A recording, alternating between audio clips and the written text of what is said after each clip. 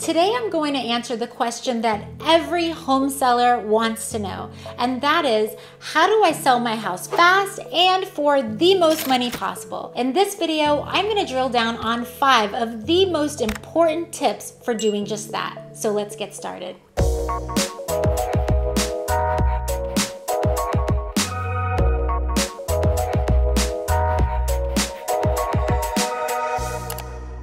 So you're thinking about selling your house. I've narrowed down 5 of the most important things that you're going to need to do to get it sold quickly and for the most money possible. Starting with number 1, price your home correctly for today's market. Not the market of last spring, not the market during COVID, but today's market. And this is so important. It can be really hard to look at what your neighbor got 2 years ago during the frenzy when interest rates were low and think, well, I should get more than that because more time has passed. Well, the real estate market changes very quickly, and just as it changed dramatically during the frenzy, it also is changing as things cool down. Does this mean that you're just going to be giving your house away? No, absolutely not. There are still a lot of people who need a house, and there's still a very low inventory of homes available. What it means is that you're just gonna have to pay attention to what's going on currently when pricing your house. So when you're researching and looking for comparable properties, you're gonna be looking for everything that has sold in the last 30 days, maybe 60 days. First, you're gonna look within your subdivision, and if there aren't anything that's comparable there, you're gonna go within your elementary school district, then middle school, and then high school. That's where an appraiser is going to look for comps, so that's where you need to look to as well. How much did those homes sell for? What concessions were made? How long did they stay on the market? All very important factors to consider when pricing your home. Also, pay attention to what's on the market currently. Active homes for sale. In other words, know your competition. How are they priced? How does their house compare to your house? Why not have your realtor arrange for some previews of those homes so that you can objectively walk through those homes and see how they compare to your home? Ask your realtor to provide statistics on how long those homes have been on the market, and it's also not hard for a realtor to find out what kind of action or interest those homes have been getting. If you feel like your home is worth $1 million, but you preview a house in the neighborhood that's comparable to yours, that's been sitting on the market for 90 days and it's listed at $900,000, well then you're most likely not getting $1 million for your house because they're not getting $900,000 for theirs. As a seller, know who your competition is because I guarantee you the buyers will know all about your competition, so get ahead of it. At the end of the day, who really determines the market price of a house? It's the market itself. Price is determined by what buyers are willing to pay for it today and what sellers are willing to accept for it today. Once you've determined the current market value, you've probably identified a price range. And this is where strategy comes in. You can list your house for top dollar, and if you list at the top of your range, 2 things can happen. You can luck out and get a buyer who just falls in love with your house. They have to have it. They're willing to pay top dollar right off the bat. That is best case scenario. Or you can get a buyer who knows you're asking for top dollar. Maybe they have an agent who has done their homework and they know you're kind of pushing it on the price. Maybe they know how long your house has been on the market, and maybe they know how many showings you've been getting. And if that's the case, what is most likely going to happen? Well, most likely they're going to try to play with you a little bit. They're going to try to negotiate on the price. They might ask for more concessions. I could see somebody being like, sure, I'll buy your house, but I'm going to want your refrigerator, your washer, your dryer, your patio furniture, and oh yeah, I'm going to need you to pay all of the closing costs. You see what I mean? It basically opens the door for negotiation. Or number 2, you can list your house more aggressively at the lower end of market value. What's most likely going to happen? Well, you're most likely going to get more traffic. More people are going to want to see your house, which should logically mean you're going to get more offers. And when you have more options, you have more choices as a seller. You can pick pick the best offer based on what's most important to you, whether that be money or terms, because now you have a couple of different potential buyers to choose from, which puts you in a position of strength rather than a position of desperation. There's even a strategy involved in the exact number you list your house at. Almost all homes are found online today, right? Both buyers and agents are searching online for homes. Buyers are searching on Zillow and Realtor.com, and agents are searching on the MLS. Well, when they type in those searches, they're putting in a price range. They're saying, okay, I've just been qualified for up to $450,000, so I'm going to go ahead and I'm going to search all the homes in this area between $400,000 and $450,000. Sounds logical. Well, what happened to all of those sellers who listed their house at $399,900? They just missed that search. Nobody is searching for $399,900. People are searching in round numbers. If you list the house at $400,000, you get picked up in the search for people who are looking between $300,000 and $400,000, and you're also getting picked up in the searches for people looking between $400,000 and $500,000.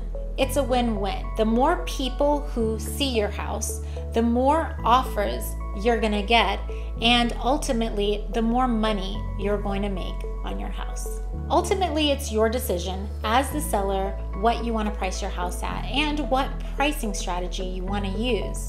Keep in mind that homes that sit on the market for an extended period of time say one of three things to that potential buyer. It says, this house must suck. Nobody wants it, therefore I probably don't want it either. Or they might think, this house is really pretty. Why is it not selling?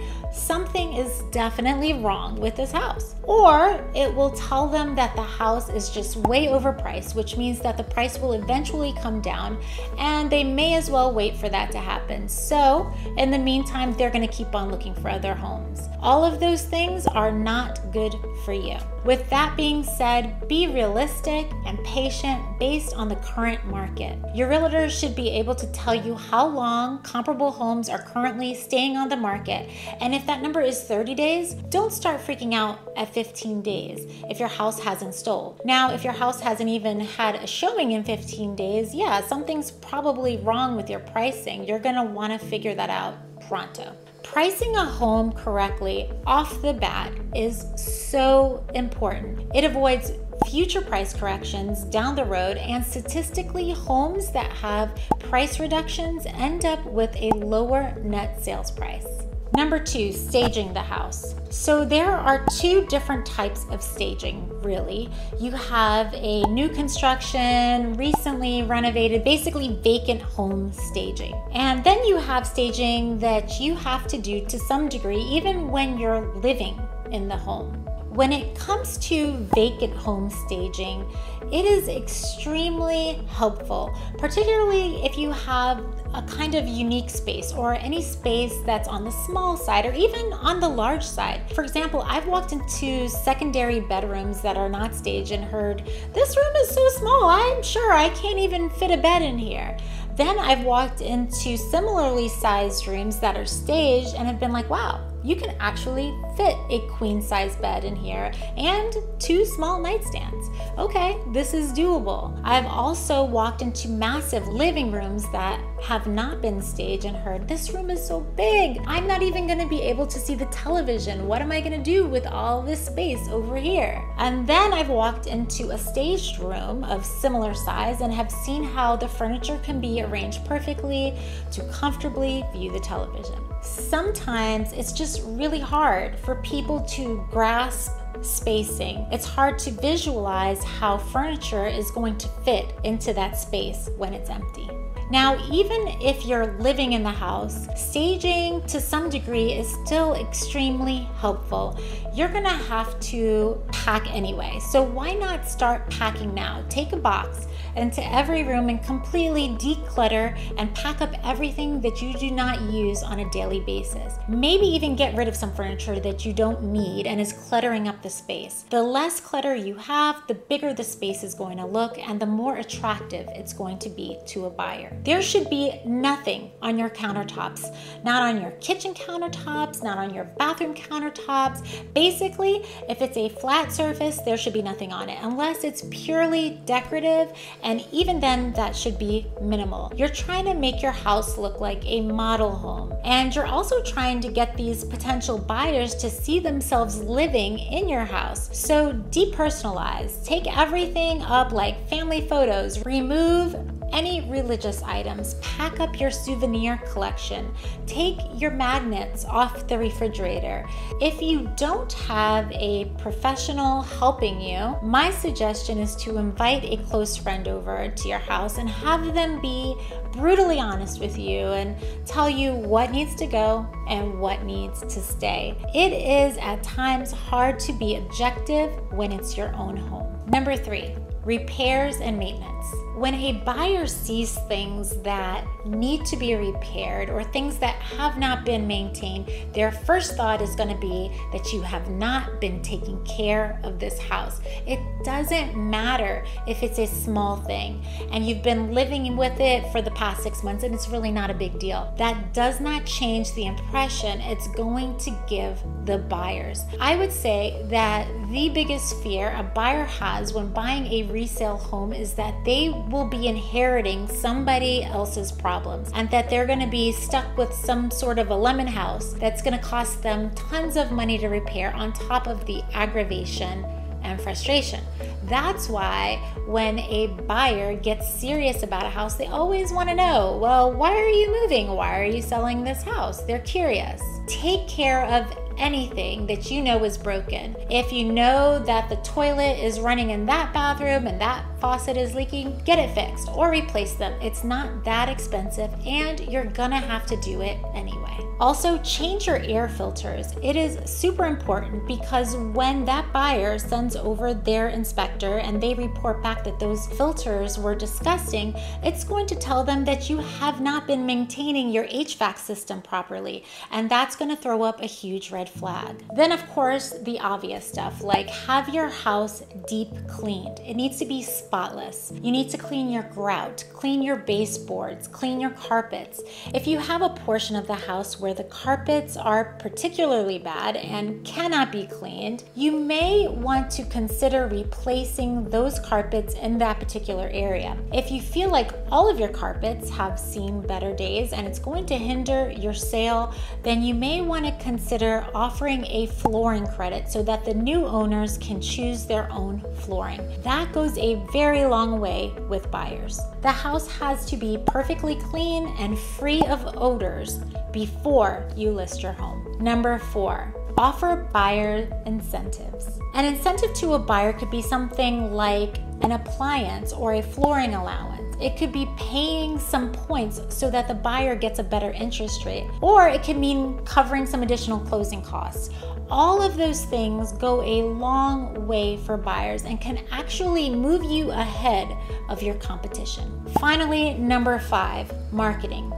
One of the biggest ways to sell your house quickly and to get the maximum amount of money possible is to market the house correctly. So when you're interviewing agents, do not be afraid to ask them how they intend to market your property, both leading up to the listing and then once the house is actually listed for sale. What is your plan? And every property is different and every agent has different methods at their disposal, whether it be capitalizing off of their social media presence or their industry connections, or maybe they're skilled with online ad placement. Whatever the case may be, work with somebody who has a plan in place that is more than just putting up a sign in the yard and posting it on the MLS, because anybody can do that. And in today's climate, with higher interest rates, higher than most of us are used to seeing, which effectively is reducing the buyer pool, it's just not enough to list it and leave it like it used to be, especially if you're trying to sell your house fast and for the most money possible. All markets are not the same. All houses are not the same. Things are going to look different when you're selling a $200,000 two-bedroom condo as opposed to a large multi-million-dollar property. They're two completely different buyer pools. So there's not a one-size-fits-all when it comes to selling a home. So find yourself a good agent that understands that, someone who understands the current market and who can devise a plan for you that, number one, you understand, and number two, are happy with. If you are interested in selling a home in the Atlanta area, let's connect. I would be more than happy to help you regardless of your price range. And if you're not in the Atlanta area, I'd love to be able to connect you with one of the outstanding agents within my network. Well, that was my top 5 tips for selling your home quickly and for the most money possible. I hope this video was helpful, and if you have any additional questions, feel free to leave them in the comments. I always respond to any comments I get. Thank you so much for watching, and until next time, bye y'all.